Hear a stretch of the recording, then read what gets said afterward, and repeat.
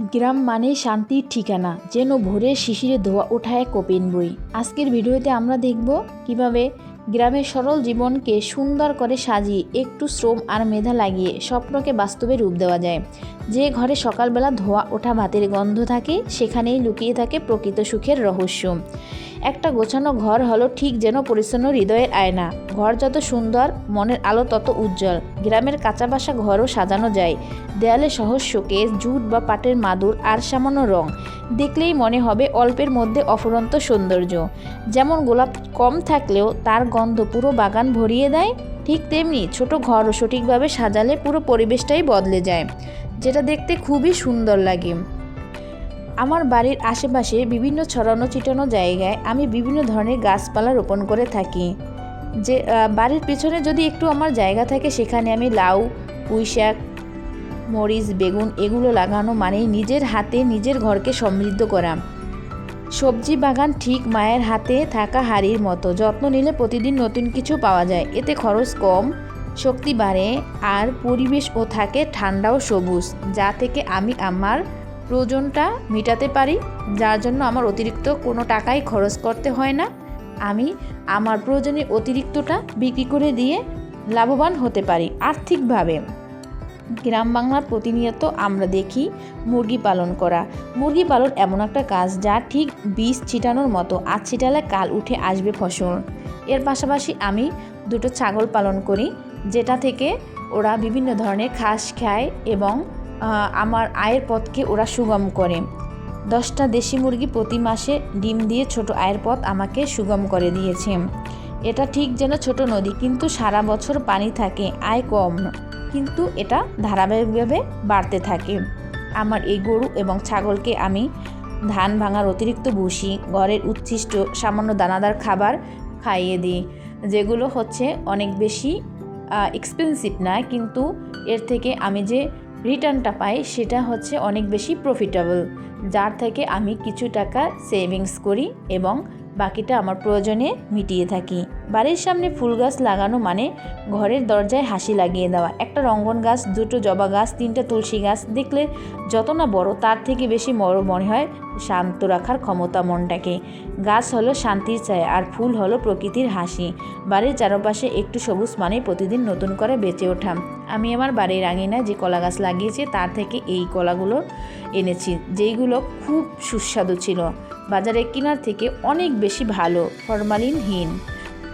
আমি আমার বাড়ির আঙিনায় এই সুন্দর ফুল গাছটা রোপণ করেছি, যেটা অনেক দিন পর এত সুন্দর সুন্দর ফুল ধরেছে, যেগুলো আসলে চোখে দেখানোর মতো অবিশ্বাস্য রকম সুন্দর, এত সুন্দর রং। আমি আমার বাড়িতে বিভিন্ন ধরনের মুরগি পালন করি, যেই মুরগিগুলো হচ্ছে প্রতিনিয়ত বিভিন্ন ধরনের পোকামাকড় ধরে খেয়ে ফেলে এবং আমার পরিবেশটাকেও সুন্দর রাখে। ওরা বিভিন্ন ধরনের ক্ষতিকর কীটপতঙ্গ খেয়ে ফেলে। এই যে আমি এইখানে খাবার ঝুলিয়ে রেখেছি, এটা একটা পদ্ধতিতে আমি খাবারটা দিচ্ছি, ও এইখান থেকে আসে মুরগিটা খাবারগুলো খেয়ে নিচ্ছে, যেটা আসলে দেখারই সৌন্দর্য। সকালে খোলা জায়গা ছেড়ে দিলে ওরা নিজেরাই পোকামাকড় ধরে খেয়ে নেয়, এতে খাবার খরচও কমে।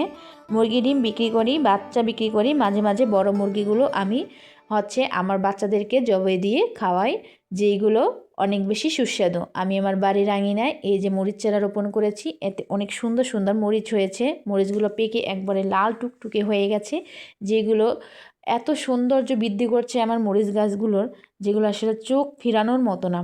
সবাই আসলে বলতেছিল মরিচগুলো এত সুন্দর দেখাচ্ছে, যেগুলো আসলে আমি আমার অতিরিক্তটা ফ্রিজে সংরক্ষণ করে রেখেছি পরবর্তীতে খাওয়ার জন্য।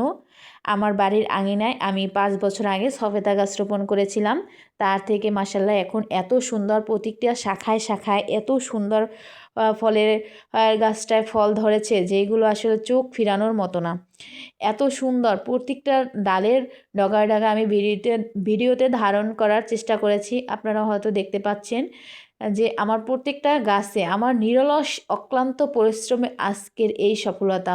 আমি কিন্তু এগুলো একদিনে পাইনি, ছোট ছোট আকারে আমি আমার প্রজেক্টের কাজে হাত দিয়েছি, আজকে এত বড় বিশাল একটা প্রজেক্টে রূপান্তরিত হয়ে যাচ্ছে।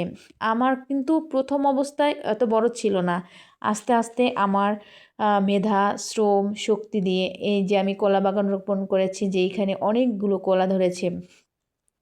যেই কলাগুলো আমার প্রয়োজনের অতিরিক্তটা আমি বিক্রি করে দিই এবং আমার যতটুকু প্রয়োজন সেইটা আমি আমার ব্যবহারের জন্য রেখে দিই। আমার ডিপ ফ্রিজে সংরক্ষণ করা এই যে মরিচগুলো এত সুন্দর, সবগুলো মরিচ একবারে পেকে লালচে রং ধারণ করেছে, যেগুলো আসলে চোখের সৌন্দর্য। আমি আমার অতিরিক্তটা এখানে রেখে দিয়েছি।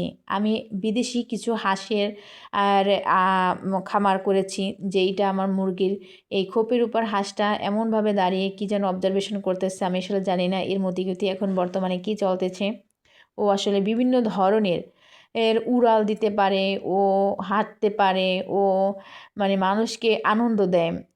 তারপরে আমি আমার বাড়ির আঙিনায় বিভিন্ন ধরনের লাল শাকের গাছ, পুঁই শাকের গাছ, তারপর ধনেপাতার গাছ রোপণ করেছি, যেগুলো আমি নিজ হাতে উঠাচ্ছি। মানে একটা মনের ভিতরে যে অন্যরকম প্রশান্তি কাজ করতেছে, সেগুলো আসলে যারা সবজি করে, ফসল ফলায় নিজের হাতে, তারাই বুঝতে পারবে। কারণ নিজের হাতে লাগিয়ে কোনো কিছু খাওয়ার মধ্যে যে একটা মজা, সেটা আসলে কিনে খাওয়া কোনো তরকারির মধ্যে সে পাবে না। তারপর এর পাশাপাশি আমি বিভিন্ন ধরনের সবজির গাছ রোপণ করেছি, যেগুলোতে ফুল ফল ধরতেছে।